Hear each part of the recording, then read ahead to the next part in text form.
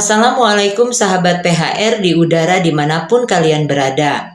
Apa kabarnya hari ini? Semoga kalian sehat-sehat selalu dan dalam keadaan baik-baik saja.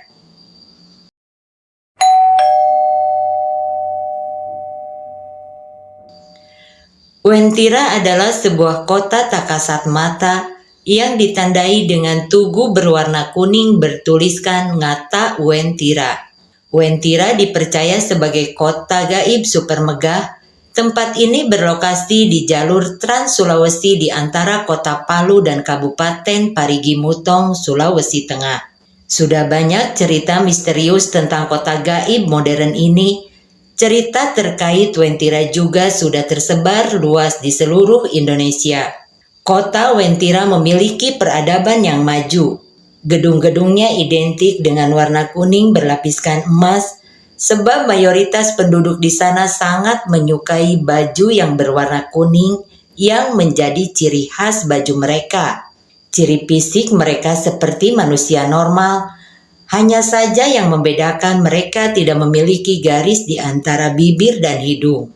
Kota Wentira adalah kerajaan gaib terbesar di seluruh Asia yang memiliki bala pasukan yang besar dan kuat.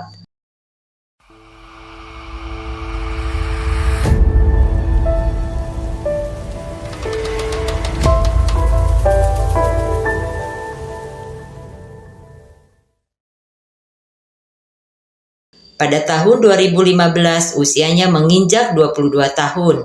Iin merupakan gadis atau perawan warga desa Sidera, Kecamatan Sigi Biromaru, Kabupaten Sigi, Sulawesi Tengah. Iin anak sulung dari 3 bersaudara. Sifat Iin dalam sepekan itu terlihat aneh dari gelagat dan ucapannya. Iin lebih sering menyendiri di kamar.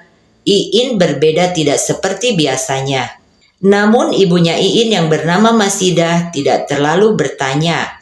Barangkali anaknya itu sedang memiliki masalah. Tetapi berkali-kali Iin bilang kalau dirinya telah menikah dengan pemuda Wentira. Ibu Masidah tidak mengindahkannya. Ia berpikir kalau Iin hanya sedang bergurau saja. Kisah kota Wentira sudah tidak asing di telinga masyarakat Sulawesi. Kisah itu seperti mitos yang diturunkan turun-temurun dari mulut ke mulut. Tetapi memang banyak kisah yang beredar tentang kisah kota Wentira yang pernah terdapat kiriman beberapa unit mobil BMW beralamatkan kota Wentira. Secara kasat mata, Wentira hanyalah hutan belantara dengan pohon-pohon tinggi raksasa. Ibu Masidah berpikir kalau Iin sedang berhayal saja, meskipun Ibu Masidah sedikit curiga dengan gelagat aneh yang Iin tunjukkan akhir-akhir itu. Senin pagi sekitar pukul 10:15 waktu Indonesia bagian tengah, tiba-tiba Iin datang ke rumah pamannya yang bernama Ardin, yang juga tinggal di desa Sidera. Jarak rumah mereka sekitar 100 meter. "Paman, bisa tolong antarkan aku ke Palu?" ucap Iin. Ardin yang sedang libur dari pekerjaannya tentu saja mau menolong keponakannya itu. "Tetapi Iin, motor paman sedang kurang baik." "Pakai motorku saja," ucap Iin buru-buru. Bergegaslah mereka pagi itu dari Sidera menuju Palu. Baru beberapa menit di perjalanan, Iin meminta Ardin untuk mengantarkannya ke Wentira saja, tidak jadi singgah di Palu.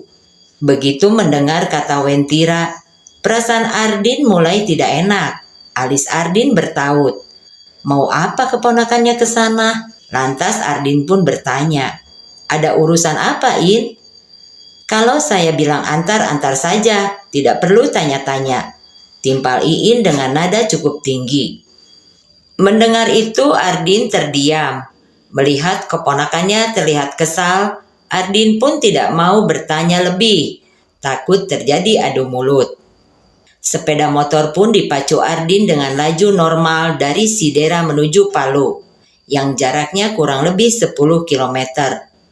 Tidak ada pembicaraan di antara mereka, yang terdengar sepanjang jalan hanya suara deru motor saja.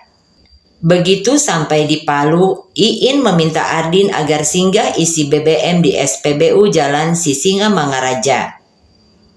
Tangki motor diisi penuh. Setelah selesai isi BBM, Iin meraih setir motor lalu mengambil alih untuk mengendarainya.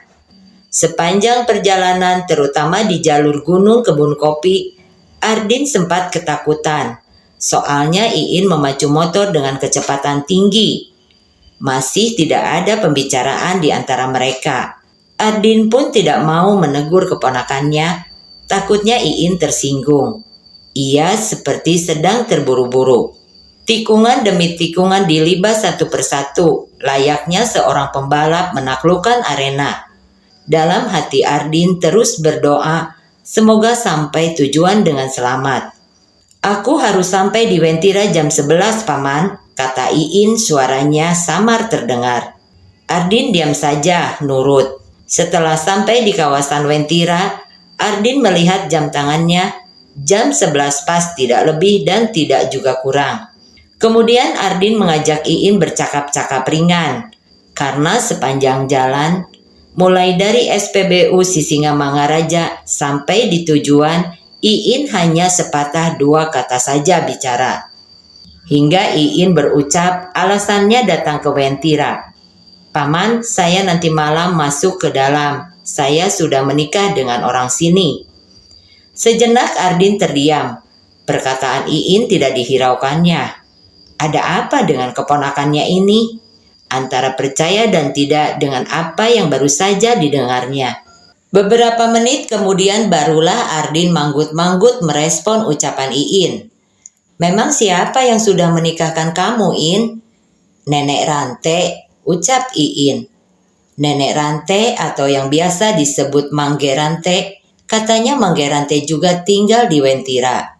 Sebelum Iin menyuruh Ardin pulang ke Sidera, Iin menanggalkan perhiasan yang dipakainya, memberikannya kepada Ardin, termasuk sisa uang kembalian membeli BBM di SPBU. Hanya tersisa sendal dan baju di badan yang dikenakan Iin. Kemudian Iin berpesan agar Ardin tidak memberitahukan kepergiannya ke Wentira kepada orang tuanya. Mendengar itu Ardin hanya terdiam membisu, di posisi yang serba salah. Masih belum mempercayai ucapan keponakannya itu bahwa ia telah menikah dengan pemuda Wentira. "Paman, jangan ngebut, karena ban motorku sudah botak," ucap Iin untuk yang terakhir. Kemudian ia membalikan badannya berjalan menuju tangga semen, lokasi yang disebut pintu gaib alam Wentira. Sejenak Ardin memperhatikan punggung keponakannya itu, yang tengah berjalan menjauh. Kemudian Ardin pun pulang ke Sidera. Di sepanjang jalan Ardin terus bergumam dalam hatinya. Ia tak habis pikir dengan apa yang dialami Iin. Ini hanya sebatas gurauan atau memang benar terjadi? Kalau Iin sudah menikah dengan pemuda Wentira, apakah bisa seorang manusia menikah dengan sosok lelaki gaib yang berbeda alam?